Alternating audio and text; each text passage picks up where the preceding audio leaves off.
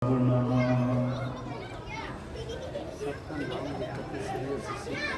सभा नवादा के द्वारा आयोजित इस विशेष ज्ञान ज्योति फोरम में उपस्थित पूज्य मातृशक्ति, मंच पर उपस्थित आदरणीय बाबू रमजान प्रसाद जी,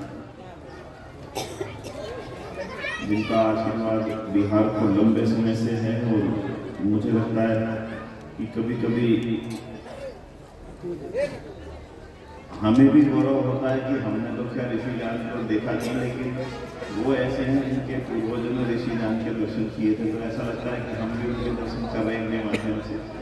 उनसे मिलकर के अत्यंत सार्थकता का एहसास होता है। आदरणीय गंगा प्रसाद जी, माननीय रामचंद्र गुप्त जी, मंत्री आरक्षण सभा बिहार, और सिन्हा साहब जो डीएवी का नेतृत्व कर रहे हैं क्षेत्र के अंदर,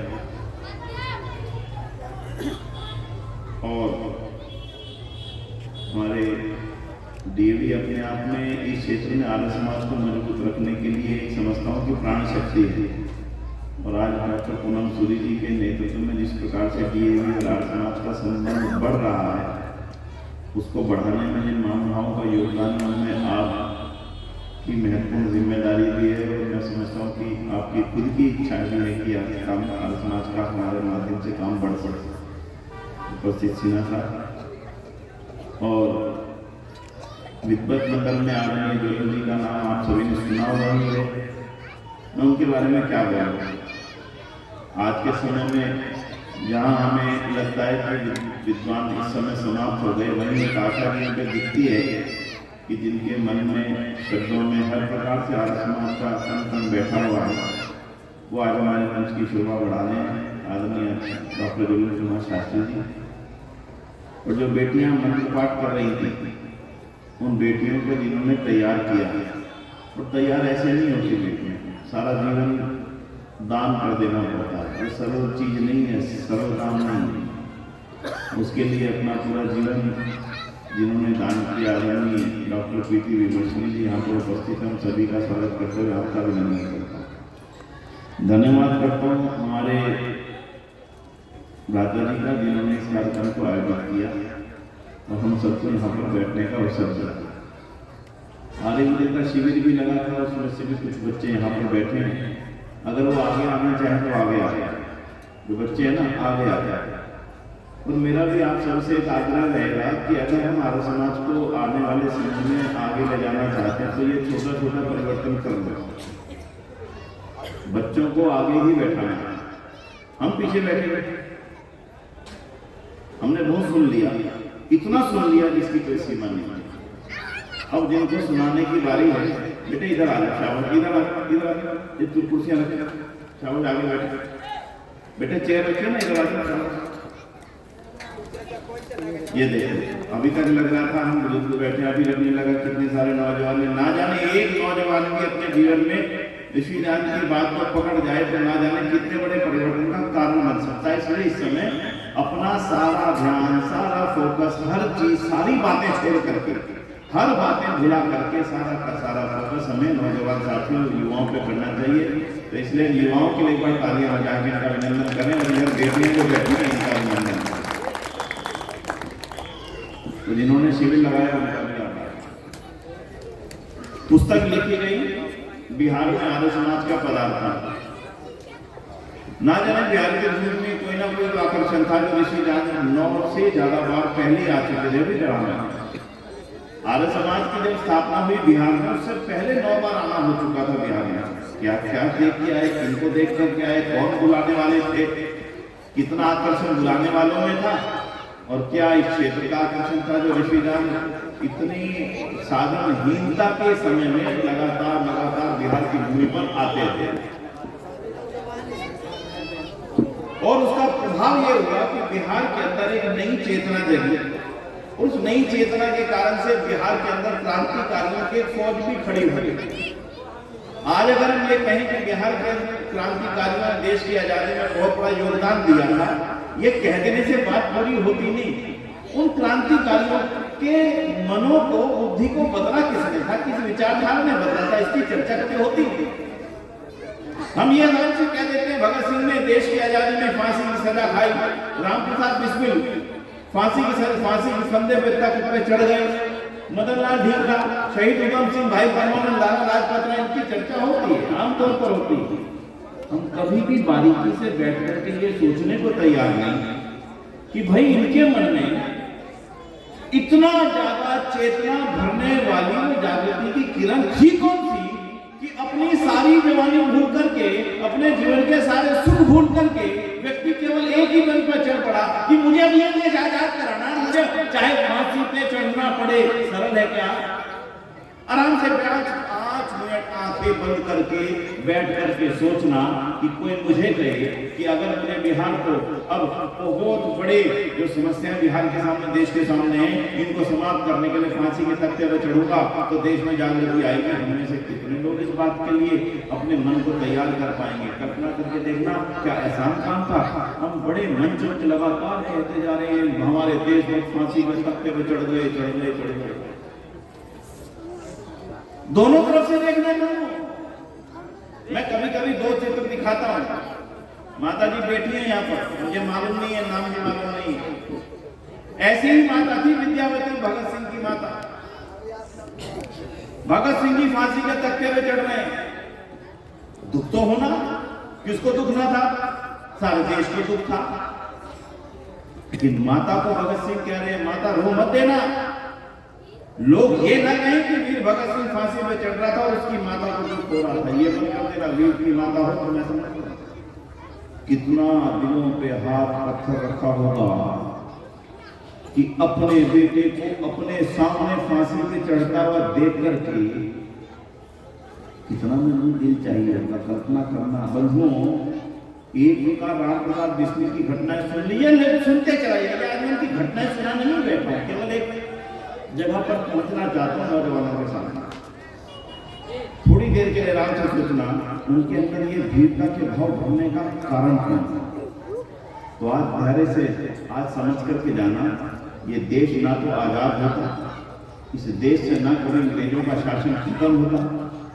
इस देश पर जिस प्रकार से लंबे समय तक अंग्रेजों ने अपने शासन करने की योजना बनाई थी, हो सकता है 5-7 मिनट में ज्यादा नहीं, लेकिन थोड़ा सा समय का आपका उपयोग होगा, इतना कह सकता हूं। अंग्रेजों ने तो यहां से 10-20-100 सालों के लिए शासन करने के लिए यहां नहीं आए थे, हमेशा के लिए धरती को अपना बनाने के लिए आए थे। ध्यान दें, हमारा शासन यहां पे अब हमेशा रहेगा। उनको कल्पना नहीं थी कि जिस देश में हम रेल बिछा रहे हैं, जिस देश में हम सड़कें बिछा रहे हैं, जिस देश में विश्वविद्यालय बना रहे हैं, इस देश में कुछ ही समय के अंदर एक ऐसी ज्योति आएगी और वो ज्योति एक आग और ज्वाला के रूप में बदलेगी और सारी अंग्रेजी सत्ता को हिला करके रख देगी। ये अनुमान नहीं था।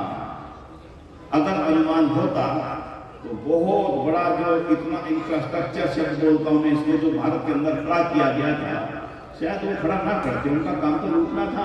आरंभ में उन्होंने लूटा, केवल लूटा।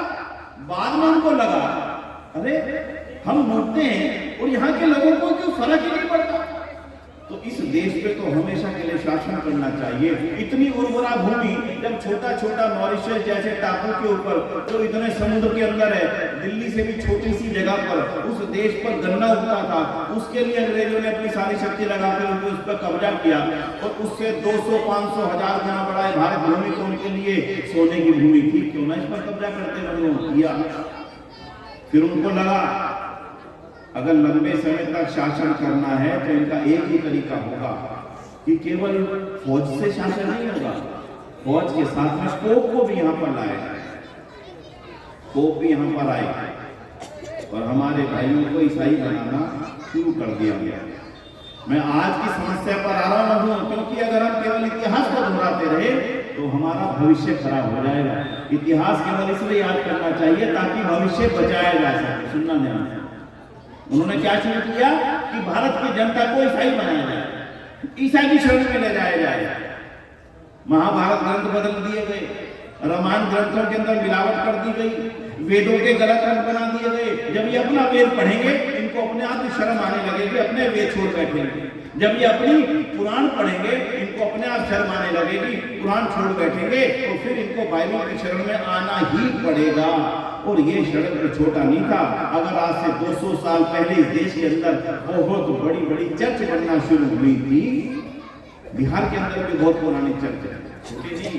अभी हमारे मठमंडली की हमारे बात बता रहे थे, हमारे ब्रदर जानने वाला पीछे बैठे हुए जयप्रकाश, चर्च थी तो अंग्रेजों ने क्या सोचा कि सारी जनता को ईसाई बना लिया जाए। जब ये ईसाई बन जाएंगे सारे के सारे, तो अपने आप ही ये ईसा के गुण गाएंगे और हमारा शासन यहाँ पर हमेशा चलेगा।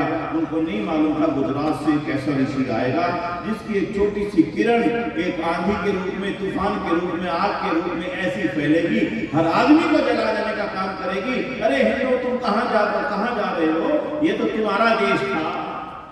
पलासी कहाँ भाई, बोलना जरा, पलासी कहाँ पर है? पलासी शब्द जगह कहाँ पर है? हाँ जी, कहाँ है पलासी? है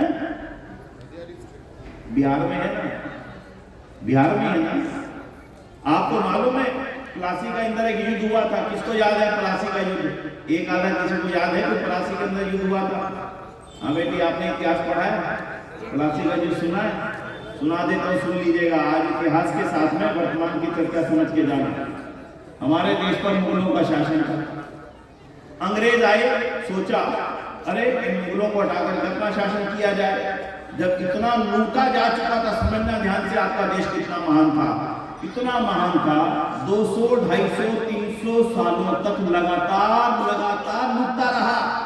उसके बाद भी इतना माल बचा था। उस समय जब अंग्रेज यहाँ पर आए, अंग्रेजों को लगा यहाँ तो अभी इतना अथाह सोना चांदी हीरे जवाहरात हैं कि अगले 150 साल तक, 200 साल तक पीछे लूटा जाता रहे तो कम ना होगा। कल्पना करके देखना, ऋषिदान जब कहते हैं कि ये भारत वास्तव में सोने की चिड़िया था, ऋषिदान कहते हैं ये भारत वास्तव में ऋषि गुरु था, तो ऐसे नहीं कहते, उनका पीछे पूरा आधार है। मैं पलासी का युद्ध क्यों समझा रहा हूँ, सुन लेना यहाँ से। मुगलों का शासन था, अंग्रेजों की फौजें आई, इन्होंने कहा और मुगलों के अंतिम शासन का दौर चल रहा है, इनको पूरी तरह समाप्त कर अपनी सत्ता बनानी पड़ेगी। ईस्ट इंडिया कंपनी का क्लाइव जो था, उनका सेनापति था, उसने सिराजुद्दौला के साथ में युद्ध लड़ा और अंग्रेजों का शासन आ गया और मुगलों का शासन समाप्त हो गया। लेकिन जो बात बताना चाहता हूँ, आराम से सुनना। एक तरफ थी मुगलों की सेना और एक तरफ थी ईसाइयों की सेना, अंग्रेजों की सेना। दोनों लड़ रहे थे इस देश के ऊपर अपना अधिकार करने के लिए, ठीक है, समझ में आ गई। लेकिन इन दोनों की सेनाओं में सैनिक कौन थे, ये सोचने की बात है। दोनों की सेनाओं में सैनिक हिंदू थे, जिनको ये मालूम ही नहीं था कि ये दोनों के दोनों मेरे ऊपर कब्जा करने के लिए लड़ाई कर रहे हैं। एक तरफ से सिराजुद्दौला का साथ हम दे रहे थे, एक तरफ से हमारे ही भाई क्लाइव का साथ देने में लगे हुए थे। हम इस बात से अनजान थे ये देश तो मेरा है। मैं इतिहास में कहीं भूल करूं तो मेरे पीछे मेरे गुरुजन बैठे हैं। बंधुओं, ऋषि दयानंद ना आते तो आपको तो यही नहीं बताता, अरे ये देश तो तुम्हारा है, तुम्हारा ये आर्यवर्त का शासन पूरी दुनिया पर था। सारी दुनिया के राजा महाराजा तुम्हारे आगे आकर के माथा टेकते थे और तुम्हारे चक्रवर्ती सम्राट इस सारी दुनिया के ऊपर अपना शासन करते थे और सारी दुनिया के लोग आपके यहाँ पर बड़े बड़े विश्वविद्यालय के अंदर पढ़ने आते थे।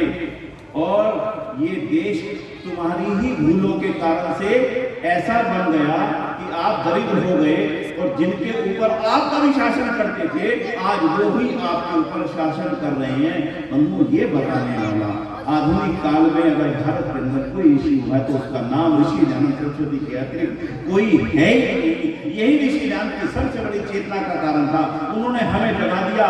उसी क्लाइव की सेना में लड़ने वाले लोग कुछ समय पहले दोनों के यहाँ युद्ध लड़ रहे थे और 1857 के अंदर वही के वही सैनिक समझ चुके थे कि ये देश है, बोलो ये देश है हमारा है। ये चेतना 1857 में आनी शुरू हुई और 90 साल बाद ये देश आजाद हो गया। ताकतें चली गई, अंग्रेज चले गए, लेकिन अंग्रेजों की बनाई हुई चर्च यहाँ पर रह गई, वो नहीं गई। उस समय तो उनको लगा था कि हमारे यहाँ से पांव खड़ जाएंगे। 1947 के बाद आर्य समाज का आंदोलन कुछ कमजोर पड़ना शुरू हुआ और उसका परिणाम आज बिहार झेल रहा है। आज बिहार की सबसे बड़ी समस्या को समझ लेना भाई, बिहार के एक एक गांव, एक एक कस्बे, एक एक शहर के अंदर जिस कदर ईसाईकरण चल रहा है, वो कुछ ही समय में बिहार का पूरा नक्शा बदल करके रख देगा अगर आप और हम आज चेते नहीं कि बिहार नहीं, ये पूरे देश की स्थिति है, कोई एक स्थान की स्थिति नहीं है। चिंता मेरी क्या है? चिंता मेरी है कि आज भी बड़े बड़े मठों में रहने वाले महंतों को इस बात की चिंता नहीं है। ना उस समय थी दयानंद के सामने, दयानंद को गाली देने वाले थे, मठों के बड़े बड़े महंत तो दयानंद को गाली दे रहे थे, जो जगाने का काम कर रहे थे। मठों के बड़े बड़े महंत आर्य समाज को गाली देने वाले थे, लेकिन आर्य समाज के इस कार्य को, जिस कार्य ने हमें जगाया था, देखो दयानंद ना होते तो आज कौन जानता बाइबल में क्या लिखा है। आज अगर हिंदू आर्य समाजी व्यक्ति बाइबल उठा करके गांव के अंदर जाकर के अपने भाइयों को बताता, देखो जिस बाइबल को तुम्हें धर्म ग्रंथ बताया जा रहा है उसके अंदर तो ये लिखा है, बोले दयानंद आते तो क्या कोई बताने वाला होगा बाइबल में क्या लिखा? नहीं बताने वाला। इसलिए बंधुओं, आज आर्य समाज की जिम्मेदारी को हमें समझना होगा। अब मत सोचना हम यहाँ पे 200, 300, 400 लोग बैठे, मत समझना इसका। दयानंद जब बिहार में आए थे उस समय अकेले आए थे, उनके साथ में कोई फौज नहीं थी, उनके साथ में कोई 5-10 हजार शिष्यों की बड़ी लंबी सेना नहीं थी, अकेले, नितांत अकेले। कौन कौन दुश्मन थे? ईसाई उनके दुश्मन, मुस्लिम उनके दुश्मन, अंग्रेज सरकार उनके दुश्मन, और जो हमारे अपने थे वो उनके दुश्मन। उनका साथ था कौन? कोई भी तो नहीं। फिर भी उस समय जो क्रांति की किरण जगी, उसका एक इतिहास का छोटा सा पन्ना जो एक पुस्तक में लिखा गया, मैं बड़ा धन्यवाद करता हूँ। आप सबसे निवेदन करूंगा, अगर इन समारोह में आने की सफलता सोचते हो कि मैं समय लगाया, इसकी सफलता क्या है, थोड़ा सा मन में संकल्प और कम से कम 5-6 घंटे से ज्यादा का काम नहीं है। इन पुस्तकों के अंदर पढ़ करके आपको थोड़ा सा अंदर से एहसास होगा कि परमात्मा ने मुझे कितना बड़ा सौभाग्य दिया कि मुझे आर्य समाज जैसी संस्था के साथ जुड़ा। अगर मैं आर्य समाज जैसी संस्था के साथ ना जुड़ता तो ना जाने आज भी किन किन बुराइयों और विश्वासों में घिरा होता, तो ना मुझे आज देश की चिंता होती, ना मुझे धर्मांतरण की चिंता होती, ना ही मुझे बाइबल की चिंता होती, ना ईसाइयों की चिंता होती, ना इस देश की चिंता होती। लोग आनंद ले रहे हैं, सुबह जाते हैं, ये किया, चढ़ाया, आ गए, कोई चिंता नहीं। ये चिंता अगर दिखेगी आपको किसी महंत की बड़ी बड़ी भागवत की कथाओं में नहीं दिखेगी, मान के चलो, मन नहीं दिखेगी। ये चिंता दिखेगी तो इन छोटे छोटे आर्य समाज के सजे हुए मंचों से ही नजर आएगी, बाकी इन चिंताओं को कहने वाला, सुनने वाला कहीं दिखने वाला ना। दयानंद के समय चिंता थी, अगर इन बड़े बड़े महंतों को चिंता होती तो कोई कारण ही नहीं था कि हमारे गरीब भाई को तो उठा करके ईसाई बना देगा, कोई कारण ही नहीं था। बंधुओं, देश में दो शक्ति जबरदस्त तरीके से काम कर रही है, आज आराम से समझ लेना। एक वो जो दिखते हैं, ये वाले जो दिखते हैं, और एक जो दिखते हैं, ये वाले। समझ रहे हैं कि नहीं किनको कह रहा हूं? हाँ जी, समझ रहे हैं। ये तो दिखते हैं और ये वाले दिखते नहीं। जैसे घूस काम करती है ना, जैसे दिमाग काम करती है, ऐसे आपके समाज को खोखला करने की पूरी तैयारी उन्होंने कर ली है। करनी नहीं। मैं समझता हूँ मंच पर बैठे हुए लोगों में से सबसे ज्यादा इस परिस्थिति का ज्ञान माननीय सिन्हा साहब को होगा। वो इस बात से अचेत नहीं है, तो एक एक बात का ज्ञान है इस समय समाज के अंदर क्या चल रहा है। बंधुओं, अगर आज आर्य समाज के लोगों ने ये ना सोचा, अब मत सोचिए संगठन क्या कर रहा है, अब मत सोचिए आर्य समाज मंदिर के प्रधान जी क्या कर रहे हैं, अब मत सोचिए जिला सभा के प्रधान क्या करते हैं, अब मत सोचिए बिहार सभा के प्रधान क्या करते हैं। दयानंद ने कभी ये विचार नहीं किया था कि मैं किसी को कहूं और वो कुछ काम करे। ये बेटियां बैठी है 4, मैं आज विश्वास दिला के कह सकता हूँ, एक बेटी के अंदर भी वो ताकत है, इनकी वाणी में भी वो शक्ति और ऊर्जा है कि एक बेटी के अंदर भी एक मन में एक विचार पैदा हो गया कि मैंने इस देश को वर्तमान में बदलने का काम करना है। नहीं तो देश बेटा तुम्हारा रहने वाला नहीं। आज इन नौजवानों को सोचना पड़ेगा कि ये देश लंबे समय तक तुम्हारा रहने वाला नहीं। उन्होंने पूरी तैयारी कर ली, छोटी तैयारी नहीं है, किन किन बातों की आपसे मैं बात कहूँ, लंबा समय मेरे पास भी नहीं और मैं भी नहीं चाहूंगा कि मैं बाकी सभी विद्वानों का समय मैं भी ले लूं, इसलिए मैं आपसे एक अनुरोध करने चला हूँ। आर्य समाज अकेली ऐसी उजागर शक्ति है जो देश के सामने मौजूदा समस्या को गहराई से समझती है और उसके लिए कुछ करने का काम करती है। जैसे उदाहरण समझ, एक दो उदाहरण ले लेते हैं। अंग्रेजों का समय था, हम सब ने ऋषिनाथ की बातों पर चल करके और देश को आजाद कराने के लिए जो भूमिका निभाई, वो काम अलग चल रहा था। एक तरफ हमारे शहीद भगत सिंह, राम प्रसाद बिस्मिल, मतलब एक लंबी श्रृंखला है, उनकी नाम लेता चला जाऊंगा तो आधा घंटा केवल उसको नाम लेने में लग जाएगा, नहीं जाऊंगा उसको। एक तरफ गुरुकुल कांगड़ी जैसी संस्थाएं बन रही थी और तीसरी लाहौर के जो डीएवी संस्थाओं का बनना शुरू हुआ था, वो संस्थाएं बन रही थी। आर्य समाज हर दिशा में काम कर रहा था, देश की जरूरत क्या है। आर्य समाज ने उस समय ये भी सोचा, अरे भाषा हमारी नहीं थी, भाषा हमने अपने हिंदी कर ली, गुरुकुल प्रणाली हमारी अंग्रेजों ने छीन ली थी, सरदार ने दोबारा से गुरुकुल प्रणाली लागू कर दी। हमारे अपने विद्यालय नहीं थे तो डीएवी विद्यालय बना करके हमने उसकी कमी भी पूरी कर ली। हमारे अपने बैंक नहीं, पैसा तो भारतीयों का था और चाबियां अंग्रेजों के हाथ में रहती थी। देखना जरा हमारी परिस्थितियां क्या थी, पैसा तो आपका था और बैंक अंग्रेजों के थे।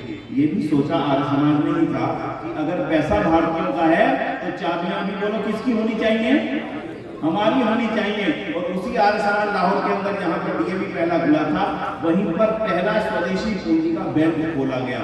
ये कोई छोटी चेतना की बात नहीं थी।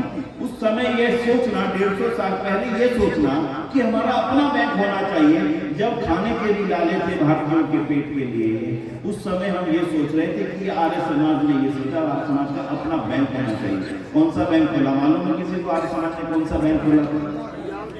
पंजाब नेशनल बैंक जो खोला था, आर्य समाज मंदिर के अंदर खोला गया था, अंदर आर्य समाज लाहौर के अंदर ना, आर्य समाज लाहौर में खोला था। लाला लाजपत राय पहले बैंक अकाउंट होल्डर थे। तो बंधुओं, जब ऋषिराज ने काम किया था तब भी वो अकेले थे, पीछे चलते चले गए लोग, लाखों करोड़ों लोगों का कारवां बन गया। आज भी मैं आपसे एक निवेदन करके अपनी बात को विराम दूंगा। जितने भी महानुभाव यहाँ बैठे हैं, जो इधर बैठे हैं, वो तो सभी लगभग वानप्रस्थ की आयु हैं, लगभग। इनमें पीछे साथियों को तो नौजवानी में ही वानप्रस्थ ले लिया है, पीले वस्त्रों में बैठे थे। आगे 2-3-4 हमारे नौजवान साथी बैठे, लगभग वानप्रस्थी महानुभाव बैठे हैं।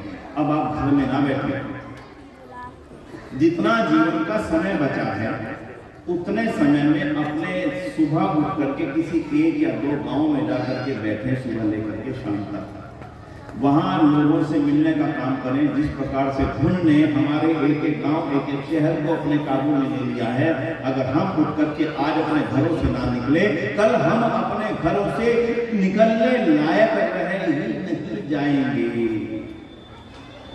नहीं रह जाएंगे। एक आदमी जब ये पहन लेता है तब इसकी श्रद्धा भारत की गंगा नदी में नहीं रहती है, कहीं और चली जाती है।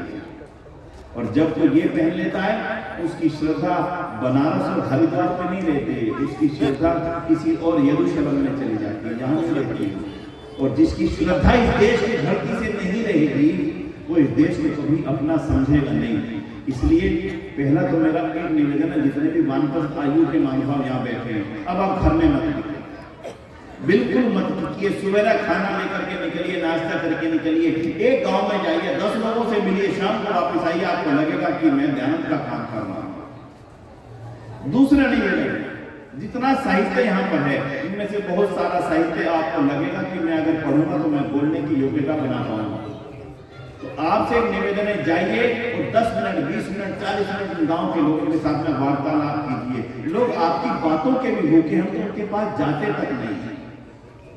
बहुत समाज का वर्ग आज भी ऐसा है, सुनना बंधुओं, जो आपकी अपेक्षा कर रहा है कि कोई आएगा, मेरे साथ बैठेगा, मेरे साथ बात करेगा। हमने दलित और बिहार के अंदर जो ये स्थितियां बन गई हैं, इस जातिवाद की, इसने हमारे को पूरी तरह से तोड़ने का काम कर दिया। जितने नौजवान यहाँ बैठे ना, आज इनसे विशेष रूप से कहना चाहूंगा, अपने मन में किसी तरह के जातिवाद की इतनी सी लेश मात्र भी विचार लेकर के मत जाना। इस शिविर के बाद सारे हिंदू जगत से जुड़े हुए हमारे कोई भी भाई बहन हैं, हम सब भाई बहन ही हैं। जिनकी श्रद्धा राम और कृष्ण से है, जिनका जन्म इस धरती पर हुआ, वो हमारे सब भाई बहन हैं। हमने उनसे दूरियां बनाई थी, इसलिए दूसरे उनके हाथ पकड़ करके ले गए। अगर हमने उनसे दूरियां ना बनाई होती, कोई कारण नहीं था कि कोई किसी को ये पहना देता और कोई किसी के गले में क्रॉस पहना देता, कोई कारण ही नहीं था। आज भी कुछ समय बचा है, राजनीतिक लोग तो बांटने की कोशिश करेंगे। ये अगड़े, ये पिछड़े, ये अति पिछड़े, ये दलित, ये महादलित और ना जाने को कितना बंटवारा करके हिंदू जाति को पूरा विनाश के कगार पर ला जाने की तैयारी कर दी गई है। अगर हम समझेंगे तो बचेंगे। अभी मोदी योगी जी ने नारा दिया था, बटेंगे तो कटेंगे। अब सुन लेना, हम समझेंगे तो बचेंगे। हम समझ ही नहीं पाए हमारा विनाश हो क्यों रहा है। मैंने कहा तू मेरे साथ बैठ के पानी कैसे पी सकता है, तेरी हिम्मत कैसे नहीं मेरे साथ बैठने की। बस अगले दिन एक व्यक्ति उसके घर पर आया, अरे वो तो तेरे को अपने साथ पानी भी नहीं पीने देता, तू मेरे साथ चल, मैं तेरी थाली में खाना खाऊंगा। बस ऐसे ऐसे कर करके आपके एक एक व्यक्ति को ले जा करके इस कुर्सी से उठा करके वहां पर बैठा दिया गया है। मालूम है कि नहीं, अपने आप नहीं हुआ, अचानक नहीं हुआ। मैं कसूरवार हूं, दूसरा कोई कसूरवार नहीं है। आज आर्य समाज का सौभाग्य है, हमें मालूम नहीं इस मंच पर बैठे हुए लोग किस जाति में पैदा हुए। ये आर्य समाज का सौभाग्य है। नहीं तो जातिवादी संगठनों के ही कार्यक्रम आजकल हुआ करते हैं, बिना जातिवादी संगठनों के तो कार्यक्रम ही नहीं रह गए। आज मुझे मालूम नहीं आप में से कौन किस जाति का है, हमें मालूम नहीं आर्य नगर के शिविरों में आने वाला बच्चा किस जाति में पैदा हुआ। और सबसे बड़ा सौभाग्य हमारी बहन यहाँ पर बैठी है। आज भी मैं दावे के साथ कहता हूँ, पौराणिकों के बड़े बड़े गुरुकुलों में चला जाइए, बिना ब्राह्मण के घर में पैदा हुए उनको गुरुकुल में वेद पढ़ाने का कोई शिक्षण देने को तैयार नहीं। और हमारे आज गुरुकुल में चले जाइए, हमें मालूम नहीं है हमारी कौन सी बेटी, कौन सा बेटा किस जन्म जाति में पैदा होकर के एक साथ बैठ करके वेद का पाठ कर रहा है। बोलो ये चीज देश को बचाएगी या वो चीज देश को बचाएगी? विचार करके आराम से सोच लेना है। ये बेटियों की भी मालूम नहीं होगी कि कौन से घर में पैदा होंगी, मालूम होना भी नहीं चाहिए। इसलिए बंधुओं, आज देश के सामने अगर सबसे बड़ी समस्या है तो यही है कि आपके ही भाइयों को अलग अलग, आज झारखंड में जो कुछ भी हुआ, मैं राजनीतिक तौर पर उसका विश्लेषण करने नहीं बैठा हूं, लेकिन झारखंड में जो कुछ भी हुआ उनके सतत प्रयास का एक प्रतिफल आप देख रहे हो। लंबे प्रयास, उन्होंने प्रयास किया एक बहुत बड़े वर्ग को हमसे अलग कर दिया जाए, हुआ। मैं कई बार मंचों में इस बात को कहा करता हूँ, उस बात को आज समझ के जाना। मैं उसी बात को कैसे अपनी बात विराम करूंगा। बच्चों सुनना, ये छोटा बच्चा आना नहीं, आ जा रहे नहीं तो आगे बैठा मफलर बांध कर आ जा, कि बस इसी की बात करके मैं अपनी बात को विराम देता हूँ। क्या नाम बेटा तेरा है? दीपक कुमार है इस बेटे का नाम। दीपक कुमार जी, शेर जंगल का राजा कौन होता है? देखो जी, आज ये बच्चा कह रहा है जंगल का राजा शेर होता है। आज इस कैंप से जाने के बाद हमारे शिक्षक भी इनको समझा देना, भाई अब जंगल का राजा शेर नहीं होता, कभी होता था, अब जंगल का राजा शेर नहीं होता। अब लोकतंत्र में राजा वो होता है जिनकी संख्या ज्यादा होती है। अगर जंगल में गधे ज्यादा होंगे तो गधा राजा बनेगा, अगर कुत्ते ज्यादा होंगे तो कुत्ता राजा बनेगा, और शेर को उठा करके बाहर कुत्ते में डाल देंगे तो यहाँ बना रहा तेरा हमारे यहाँ पे कोई भी काम नहीं है, होगा कभी तो राजा। हमने सोच सोच कर कि कुछ बात है कि हस्ती मिटती नहीं हमारी, कुछ बात है कि हस्ती मिटती नहीं हमारी हस्ती मिटाते रहे, हम मिटते हुए देखते रहे, हमें होश ही नहीं रहा, हमें मालूम नहीं रहा कब हमारी हस्ती मिट गई। बेटा बैठ जा, आज के बाद मत सोचना, अपने बच्चों को समझा करके जाना, बेटा अब जंगल में शेर राजा नहीं होता, अगर शेरों की संख्या ज्यादा होगी तो ही शेर जंगल का राजा बनेगा। इसलिए अगर अपनी संख्या को बचा करके रख पाओगे तो आपका शासन होगा, ना तो आपका शासन होगा, ना आपका राज्य होगा, ना आपका धर्म बचेगा, ना आपकी पुस्तक बचेगी। ये एक आज की ऐसी सच्चाई है, आज मान लेंगे बच जाएंगे, कल तक छोड़ेंगे 2, 4, 10 भाई कल तक और हमारे यहाँ से उठा करके दूसरी जगह पे ले जाकर के बैठा दिए जाएंगे। इसलिए आज मैं आपसे बार-बार निवेदन कर रहा हूँ, बिहार का नवादा क्षेत्र अपने जितने भी कार्यकर्ता बहुत हैं, ये तो बहुत है, मत सोचना कम है, 20, 30, 40 लोग पर्याप्त होते हैं किसी क्षेत्र की पीड़ा को बदलने के लिए। इसलिए सारे लोग तैयार हो जाओ। ना जातिवाद को अपने समाज में पनपने देंगे, ना ऊंच नीच को अपने समाज में पनपने देंगे, ना दलित और अगड़े और पिछड़े के समीकरण को अपने समाज में पनपने देंगे। हम एक थे, एक हैं, बोलो एक, जोर से बोलना, हम एक थे, बोलो ना, हम एक हैं और एक होंगे। जिन लोगों ने हमें तोड़ने का काम किया था, आज उसका जवाब देने का काम आर्य समाज का एक मंच करेगा। एक गरीब से गरीब व्यक्ति की जो जरूरत को पूरी कर सको, समझना हिंदू धर्म का सबसे बड़ा चढ़ावा यही है। किसी मंदिर में सोने का पानी चढ़ा देना चढ़ावा नहीं है। किसी गरीब के घर जाकर के उसके बेटी की पढ़ाई का खर्च दे देना, तो उसकी बेटी की शादी के लिए कुछ अपनी ओर से सहायता कर देना ही आज के समय में हिंदुओं के मंदिर का वास्तविक चढ़ावा है। यही चढ़ावा केवल हिंदू धर्म को बचाएगा, वहां का चढ़ावा हिंदू धर्म को बचाने वाला नहीं। जाइए, कहिए आर्य समाज मंदिर के द्वार विधवा बहनों की बेटियों की शादी के लिए खुले हैं। घोषणा कीजिए अपने नवादा शहर में, अगर हमारे 12 मंदिर हैं, जिस गरीब विधवा की बेटी की शादी होगी आर्य समाज मंदिर में, हम उससे कोई पैसा नहीं लेंगे। आइए आर्य समाज मंदिरों में अपनी बेटियों की शादियां कीजिए।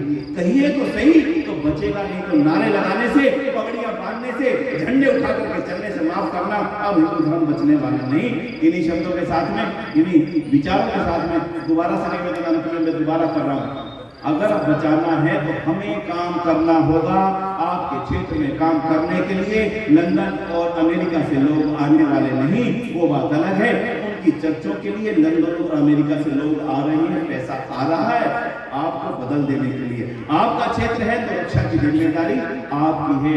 एक वो बसों के अंदर लिखा होता था, सवारियां अपने सामान की रक्षा स्वयं करें। किसी के भरोसे मत रहना, ना राजनीतिक लोगों के भरोसे रहना, ना और किसी के भरोसे रहना। भरोसा अपने आप करना पड़ेगा। दयानंद ने हमें यही बात सिखाई थी। आज दयानंद की 200वीं जयंती पर और आर्य समाज के 150वें वर्ष पर इस बात को पल्ले बांध करके जाना। मैं गांव में जाऊंगा, 10 परिवारों से मिलूंगा, गरीब व्यक्ति की सहायता जो मेरे से बन पाएगी, जितनी मेरे से बन पाएगी उतनी मैं उनकी करूंगा और उनको अपने समाज के निकट ला करके जोड़ करके दिखाऊंगा। यही वास्तव में इस महायज्ञ की सबसे सच्ची और महान आहुति होगी और इसके बिना सारी आहुति अधूरी है। इन्हीं शब्दों के साथ में आप सभी का बहुत बहुत आभार, बहुत बहुत धन्यवाद। ओम शांति, ओम शांति, धन्यवाद।